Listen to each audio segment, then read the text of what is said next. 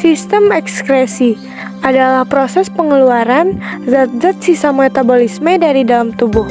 Zat sisa metabolisme merupakan hasil dari pembongkaran makanan yang nantinya akan dikeluarkan oleh alat-alat ekskresi. Fungsinya adalah untuk menjaga keseimbangan dalam tubuh. Tidak hanya mengeluarkan zat-zat dari dalam tubuh, sistem ekskresi juga mengatur keseimbangan air di dalam tubuh. Sistem ekskresi manusia. Yang pertama ada ginjal. Ginjal adalah organ yang berbentuk mirip kacang yang berwarna coklat kemerahan. Ini merupakan organ utama dari sistem ekskresi.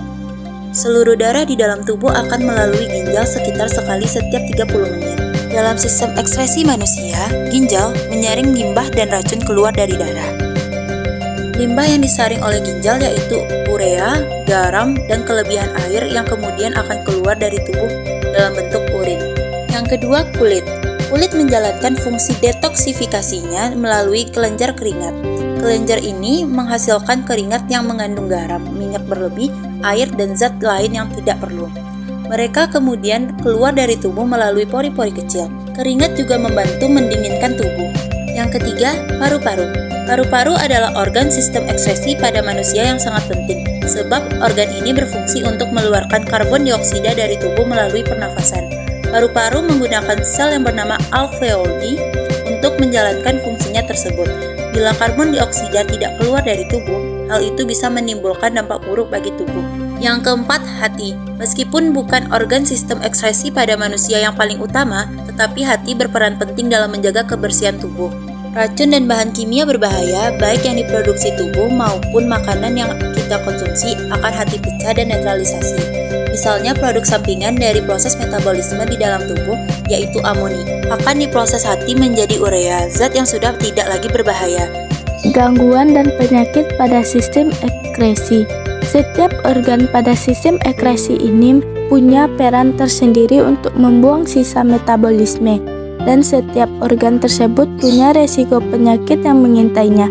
Adapun penyakitnya, 1. Uremia.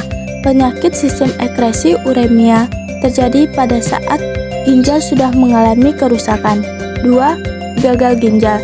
Gagal ginjal salah satu penyakit sistem ekskresi ini terjadi saat ginjal kehilangan kemampuan untuk cukup menyaring limbah dari darah. 3. Diabetes insipidus.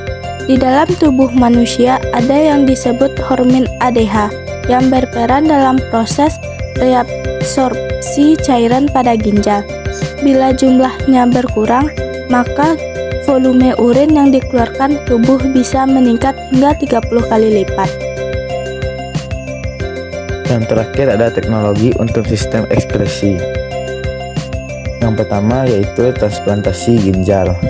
Transplantasi ginjal adalah terapi penggantian ginjal pasien dengan ginjal lain yang berasal dari orang yang hidup atau yang sudah meninggal. Transplantasi ginjal menjadi terapi pilihan untuk sebagian besar pasien yang menderita gagal ginjal dan penyakit ginjal stadium akhir dengan tujuan untuk meningkatkan kualitas hidup pasien. Yang kedua yaitu cangkok kulit. Cangkok kulit atau skin grafting adalah tindakan memindahkan sebagian atau seluruh ketebalan kulit dari donor ke resipien yang membutuhkannya. Kulit yang digunakan dapat berasal dari diri sendiri atau orang lain. Dan yang terakhir yaitu hemodialisis. Hemodialisis ini sering juga disebut dengan istilah cuci darah.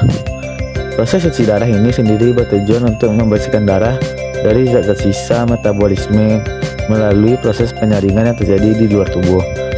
Umumnya hemodialisis dilakukan untuk menolong penderita gagal ginjal.